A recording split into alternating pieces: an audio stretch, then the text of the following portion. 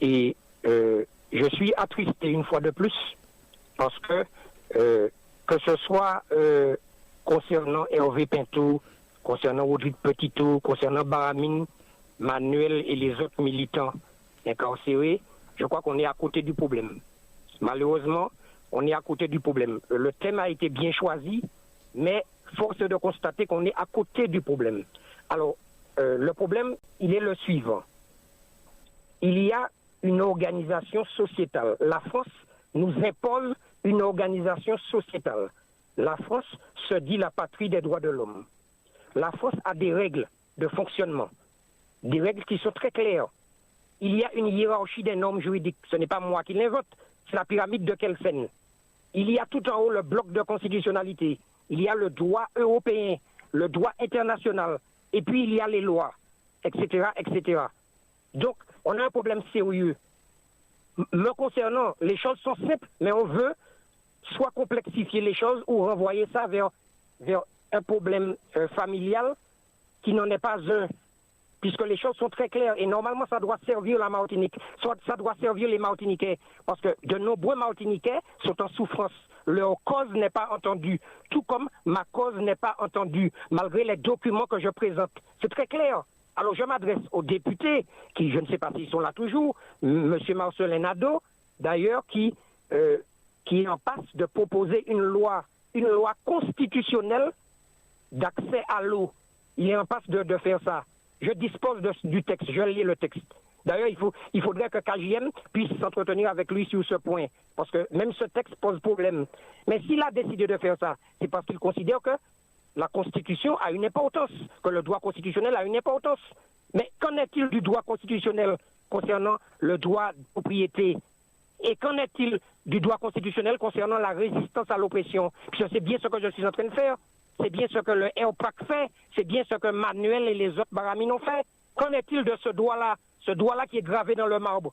Alors j'invite les gens qui m'écoutent à vérifier sur Internet. Vérifiez, mesdames et messieurs. La Déclaration des droits de l'homme de la France est gravée dans le règlement de l'Assemblée nationale.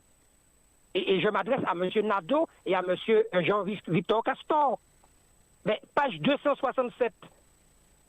Et il y a aussi la page 305 à 307 du règlement de l'Assemblée nationale. Je dis bien le règlement de l'Assemblée nationale. Parce qu'on ne badine pas à l'Assemblée nationale. On ne fait pas n'importe quoi, il y a un règlement. Et dans ce règlement, la Constitution est gravée comme la Déclaration des droits de l'homme. Donc ça a une portée normative. Mais c'est pas compliqué. Ensuite, j'ai envie de demander aux députés, aux élus, mais pourquoi le droit de propriété n'est pas respecté en Martinique, alors même que le 49.3 de cette même Constitution est rigoureusement respecté. Mais qu'en pensent les députés qui sont dans cette émission de ce que je suis en train de dire? Parce qu'on voit bien que le 49.3 est respecté. On voit bien ce qui s'est passé. Il y a eu une motion de censure, le gouvernement est tombé, etc. Donc on respecte avec rigueur les règles constitutionnelles. Non, alors, je disais que j'aurais préféré qu'il soit moins respecté. Accorde-moi 2 minutes. Alors, je voudrais répondre à M. Marcelin Nadeau, parce qu'il se trompe. En fait, la justice est une autorité, pas un pouvoir. Lui, il représente le peuple, il a le pouvoir législatif. Donc ils ont des comptes à rendre aux législateurs. Mais la justice est une autorité, je le répète. D'ailleurs, c'est Clarisse Paron même qui l'a confirmé. Et ça a été répété aussi par l'ancien ministre de la Justice, Didier Migaud. Et même Emmanuel Macron aussi l'a dit. Je répète, la justice est une autorité, pas un pouvoir. Alors, dans mon affaire, l'affaire Félix Gatt, comment se fait-il que les magistrats, les mêmes magistrats là qui nous condamnent, les mêmes magistrats, comment se fait-il qu'ils imposent, ils invoquent une jurisprudence qu'ils appellent la théorie de l'apparence, et que l'autorité judiciaire place cette jurisprudence au-dessus de la loi. La loi votée par M. Marcelin, la loi votée par M. Jean-Victor Castor, etc. Ces gens-là placent une jurisprudence, enfin, leur décision, leur invention, au-dessus de la loi. Ça pose problème, mesdames et messieurs. C'est grave. Et ils placent leur jurisprudence au-dessus du droit international aussi, au-dessus du droit européen. Ça pose problème. C'est au-dessus aussi du droit constitutionnel. J'ai parlé de la Déclaration des droits de l'homme. Les articles 2 et 17 qui protègent le droit de propriété. Alors moi, je veux bien qu'on puisse intégrer l'eau comme protéger l'eau, évidemment. Mais c'est une très bonne chose. Mais sauf que le droit de propriété qui est déjà dans la Constitution lui-même est piétiné, foulé du pied. Vous pensez sérieusement qu'on va respecter le droit d'accès à l'eau alors qu'on ne respecte pas des droits qui sont là depuis non longtemps? Alors, encore autre chose, cette histoire de motion. Alors, la motion votée par les députés. Mais oui, mais pas les députés, les élus de la CTM. Les élus territoriaux. Comment? Les élus territoriaux de l'Assemblée. Voilà, mais tous les élus de la CTM, tous les élus territoriaux devraient vont debout derrière ça et se poser les questions que je viens de poser là. Puisque effectivement, il est question d'une commission d'enquête parlementaire. Qu'en est-il de cette commission d'enquête parlementaire qui devrait servir Rodrigue Petitot, qui devrait servir Baramine, qui devrait servir Manuel et les autres? Qu'en est-il de tout ça? Pourquoi les élus, les députés, les sénateurs ne se mettent pas debout comme un seul homme pour justement demander des comptes à l'État français par rapport à tout ce que je viens de dire? Pourquoi? Alors, et pour finir, mesdames et messieurs, je dis bien que ce que je soulève, ce n'est pas une affaire de famille. J'ai parlé d'une escroquerie. Si je parle d'une escroquerie, c'est un problème pénal. C'est-à-dire que j'ai une décision qui a autorité de la chose jugée. J'ai un arrêt qui a autorité de la chose jugée. Ces gens-là sont passés outre l'arrêt et ils ont fait d'autres procédures après, alors que l'arrêt est définitif. Vous avez entendu, hein? L'arrêt est définitif. Ils ont fait d'autres procédures pour me condamner sur la base de la théorie de l'apparence.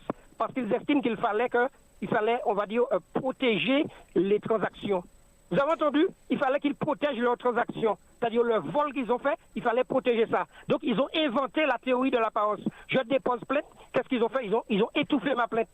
Et dessus quoi? Le doyen des juges d'instruction a vidé ma plainte de sa substance.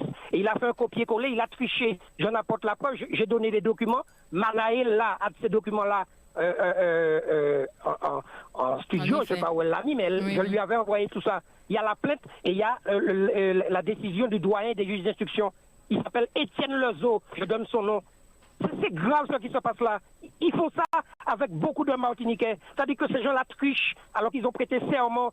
Monsieur Nadeau et les autres députés, vous avez le devoir de vous pencher sur ça et de vérifier ce que je dis.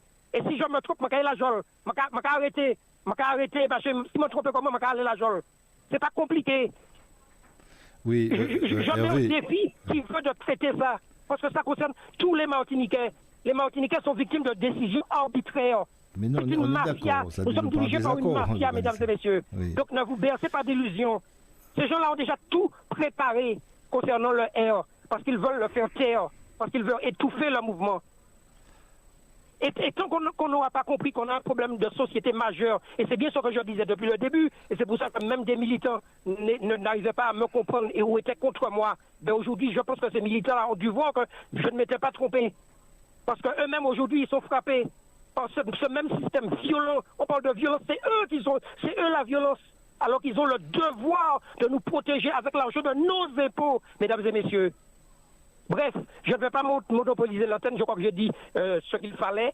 Et je vous invite à vérifier tout ce que je viens de dire, mesdames et messieurs. Le règlement de l'Assemblée et le règlement du Sénat. Madame Conconne, elle est sénatrice. Il y a le règlement du Sénat. Eh bien, la Constitution et les droits de l'homme sont aussi gravés dans le marbre, dans le règlement du Sénat. Et c'est extrêmement grave que parlementaires puissent fouler du pied les règles de l'institution à laquelle il appartient. C'est extrêmement grave. Non, mais quel parlementaire a foulé les doigts? Je n'ai pas combien compris. Je parle de Madame Conconne. Je ne parle pas de vous, M. Nadeau. Oui, j'ai dit Madame Conconne parce que Madame Conconne fait des commentaires sur les réseaux sociaux concernant l'affaire Félix Gatt. Elle devrait se renseigner et faire preuve de beaucoup plus de prudence en tant que parlementaire. Voilà. Je vous remercie, mesdames et messieurs, et puis je continue à vous écouter. Merci beaucoup. Alors, qui l'eût cru une intervention, je rappelle l'intitulé de l'émission, Hervé Pinto, Rodrigue Petitot, victime d'un système.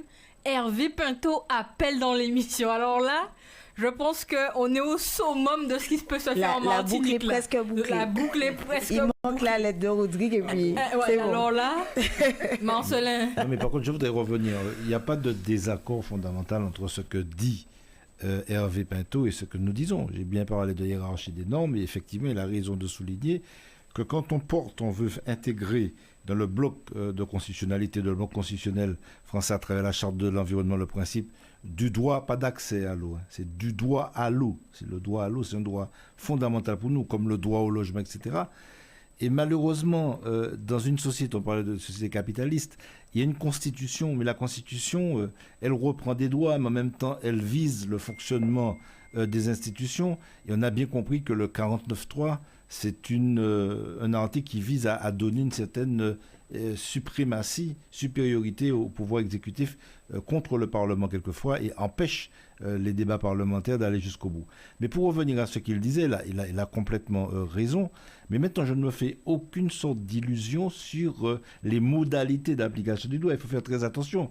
Parce que déjà, bon, la Constitution met en avant un certain nombre de principes, mais je le répète encore, s'il y a des principes de la Constitution, c'est des principes qui ont été érigés à certains moments en fonction des rapports de force. Et c'est pour ça que nous, en tant que citoyens, et je reviendrai sur ce qu'on dit à la fois Aude et Gladys, c'est parce que les citoyens se sont battus qu'il y a eu des évolutions. Et bien évidemment, en tant que parlementaires, nous souhaiterions que le droit soit appliqué et je suis complètement en accord avec Hervé Pinto lorsqu'il dit qu'on voit ici, dans l'application du droit, qu'il y a une grosse problématique. Et c'est pour cette raison que, et je tiens à le rassurer, puisque j'ai eu l'occasion de rencontrer certains responsables de son association, eh bien nous allons essayer autant que possible de demander une enquête parlementaire sur le fonctionnement de la justice en Martinique. Bon, maintenant, dans le jeu, histoire d'enquête parlementaire, personnellement, j'étais parti sur une enquête concernant la circulation des armes et la violence et tout ça. On joue du coup. Et là, c'est vrai que il y avait un collègue guyanais qui effectivement plutôt Davy Riemann qui avait émis l'idée d'un rapport sur le fonctionnement de la justice. Mais comme ça nous paraît urgent compte tenu de somme d'affaires Pinto, Petito, nous allons justement pousser pour qu'il y ait cette commission d'enquête. Après, il y a un élément qui est évoqué, notamment par Gladys, sur le fait de ne pas se diviser face à l'adversité. Oui, et après, après ça, je vais donner la parole à Olivier Marie et on va clôturer avec Gladys.